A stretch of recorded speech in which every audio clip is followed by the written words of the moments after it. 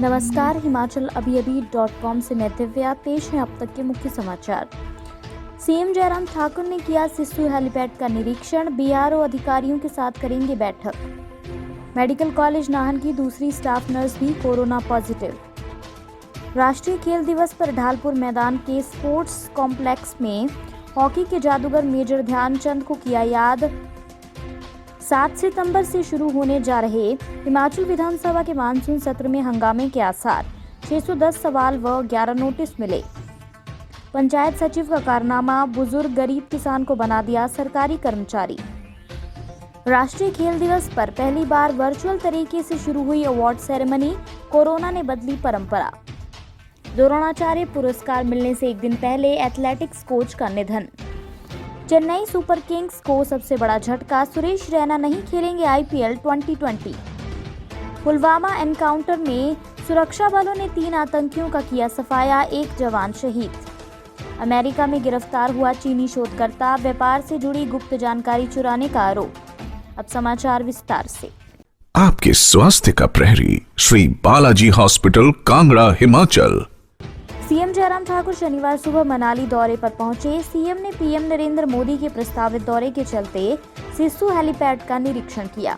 PM Narendra Modi 29 सितंबर को इसका उद्घाटन करेंगे, जिसके लिए इसे अंतिम रूप दिया जा रहा है।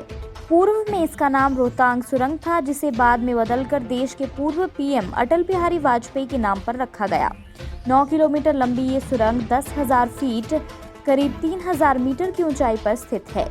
इतनी ऊंचाई पर बनी ये दुनिया की सबसे लंबी सुरंग है। इसके बाद सीएम बीआरओ अधिकारियों के साथ बैठक करेंगे। इसके बाद जयराम ठाकुर मनाली हलके के लिए करोड़ों की विकास परियोजनाओं के लोकार्पण व शिलान्यास करेंगे। दोपहर 1:15 बजे परिधि गृह मनाली में करीब 64 करोड़ की विकास परियोजनाओं के शिलान्यास व उद्घाटन करेंगे। मेडिकल कॉलेज नाहन की एक और स्टाफ नर्स कोरोना पॉजिटिव निकली है। शनिवार सुबह को आई सैंपल रिपोर्ट में इसका खुलासा हुआ है। बताया जा रहा है कि ये स्टाफ नर्स भी 22 अगस्त को ऑर्थो वार्ड में पॉजिटिव आए मरीज के संपर्क में आई थी। इस मरीज को स्टाफ नर्स ने अटेंड किया था। ऐसे में यहाँ पर मेडिकल कॉलेज प्रबंधन की लापरवाही सामने आई है। इससे पहले गुरुवार देर रात मेडिकल कॉलेज की एक स्टाफ नर्स भी कोरोना पॉजिटिव आई थी। मेडिकल कॉलेज प्रबंधन द्वारा 22 अगस्त को शिलाई के टटियाना के एक पेशेंट के कोरोना पॉजिटिव आने के बावजूद ना तो आर्थो वार्ड सील किया गया, न ही नर्स को होम आइसोलेट किया गया। ये नर्स नाइट ड्यूटी पर तैनात थी। वहीं शनिवार को पॉजिटिव आई। दूसरी स्टाफ नर्स ने भी उक्त मरीज को डे शिफ्ट में अटेंड किया था। वहीं ऑर्थो वार्ड में कोरोना संक्रमित व्यक्ति के संपर्क में और कितने लोग आए हैं, ये भी बड़ा सवाल है। मेडिकल कॉलेज के प्रधानाचार्य प्रिंसिपल डॉक्टर महेंद्रू ने मेडिकल कॉलेज की स्टाफ नर्स के संक्रमित होने की पुष्टि की है। उन्होंने बताया कि संक्रमितों को कोविड केयर सेंटर शिफ्ट किया जा रहा है। वहीं मेडिकल कॉलेज में भी एहतियातन आगामी कार्रवाई अमल में लाई जा रही है। कुल्लू जिला मुख्यालय ऐतिहासिक ढालपुर खेल मैदान के कॉम्प्लेक्स में खेल विभाग के द्वारा राष्ट्रीय खेल दिवस पर मेजर ध्यान सिंह को याद किया। इस दौरान खेल विभाग ने राष्ट्रीय खेल दिवस के मौके पर रन फॉर फन का आयोजन किया, जिसमें खेल अधिकारी कुल्लू बलवीर सिंह ने हरी झंडी दिखाकर खिलाड़ियों को रवाना किया। इसमें 3 दर्जन खिलाड़ियों ने भाग लिया और लोगों को राष्ट्रीय खेल दिवस पर स्वास्थ्य के प्रति जागरूक किया। जिला खेल विभाग की यूथ ऑर्गेनाइजर दीप्ति वैद्य ने बताया कि हॉकी के जादूगर मेजर ध्यानचंद का जन्म दिवस राष्ट्रीय खेल दिवस रूप में मनाया जाता है। इस मौके पर खिलाड़ियों को मास्क, सैनिटाइजर बांटकर रन फॉर फन का आयोजन करवाया गया। कोविड-19 के कहर के बीच 7 सितंबर से शुरू होने जा रहे हिमाचल प्रदेश विधानसभा के मानसून सत्र में विधायकों ने ताबड़तोड़ सवाल भेजने शुरू किए हैं। विपक्ष की ओर से बड़ी संख्या में सवाल भेजे गए हैं। सत्ता पक्ष के कई विधायकों ने भी अपने हलकों से संबंधित या प्रादेशिक महत्व के कई प्रश्न लगाए हैं। इससे मालूम होता है कि 10 दिन के सत्र में विपक्ष खूब आक्रामक रुख अपना सकता है। सदन में कोविड-19, सड़क, पानी, बेरोजगारी, रिक्तियों आदि से जुड़े मुद्दे गूंजेंगे। प्रदेश विधानसभा सचिवालय के आधिकारिक सूत्रों के अनुसार शुक्रवार तक विधानसभा सचिवालय को विधायकों की ओर से 610 सवाल मिल चुके हैं। इन्हें आगे संबंधित विभागों को भेजा गया है। विभाग अपने अपने मंत्रियों के लिए जवाब तैयार करेंगे। मंत्री इनके तारांकित और अतारांकित के हिसाब से अलग अलग उत्तर देंगे, यानी मौखिक और लिखित जवाब देंगे। नियम 130, 101 और अन्य नियमों के विधानसभा सचिवालय को 11 नोटिस मिल चुके हैं। इन पर भी विभागों से जवाब मांगा गया है। हिमाचल के बिलासपुर जिले के घुमारवीं उपमंडल की मोरसिंघी पंचायत सचिव के कारनामे की वजह से एक गरीब किसान बुढ़ापा पेंशन पाने को भी मोहताज हो गया है। पंचायत सचिव ने बुजुर्ग किसान को ऑनलाइन रिकॉर्ड में सरकारी नौकर बना दिया, जबकि न तो बुजुर्ग और न ही उसके परिवार का कोई सदस्य सरकारी नौकरी करता है। परिवार के लोग खेती बाड़ी और छोटे मोटे काम करके गुजारा करते हैं। इस बात का कसोल गांव के बुजुर्ग द्वारका दास को तब पता चला जब उसने बुढ़ापा पेंशन पाने के लिए परिवार की ऑनलाइन नकल निकलवाई। इससे बुजुर्ग गरीबों की योजनाओं से भी वंचित हो गया। इसकी शिकायत अब द्वारिका दास ने मुख्यमंत्री हेल्पलाइन के 1100 नंबर पर कर दी है। अन्य समाचार ब्रेक के बाद। Shri Balaji multi speciality hospital Kangra, जहां आपको एक ही छत के नीचे मिले बेहतरीन चिकित्सा सुविधाएं, cardiology, laparoscopic, general surgery, neuro surgery, orthopaedics, paediatric, radio diagnosis, urology, gastroenterology, ophthalmology, pathology, medicine, anaesthesia और डेंटल जैसी अत्याधुनिक और बेहतरीन चिकित्सा सुविधाएं, 24 घंटे इमरजेंसी सुविधा, 9 बेड के साथ critical care unit, cardiac monitor और डिफिब्रिलेटर्स, सेंट्रल ऑक्सीजन लाइन और वेंटिलेटर सुविधा। हिमाचल प्रदेश के सबसे बड़े निजी स्वास्थ्य सेवा प्रदाताओं में से एक Shri Balaji multi speciality hospital Kangra राष्ट्रीय स्वास्थ्य बीमा योजना के साथ सूचीबद्ध Shri Balaji multi speciality hospital Kangra BPL परिवारों के लिए अस्पताल में कैशलेस भर्ती होने के साथ ही ईसीएच की भी सुविधा। हमारा पता Shri Balaji multi speciality hospital, Balaji Vihar, Ujjain, Kangra. संपर्क करें 9218411108 पर। Shri Balaji multi speciality hospital Kangra.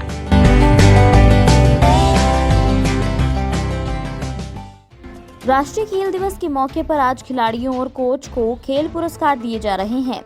Corona के कारण पहली बार अवार्ड सेरेमनी राष्ट्रपति भवन में न होकर वर्चुअल तरीके से हो रही है। राष्ट्रपति रामनाथ कोविंद अलग अलग 7 कैटेगरी में 74 खिलाड़ियों और कोच को पुरस्कार दे रहे हैं।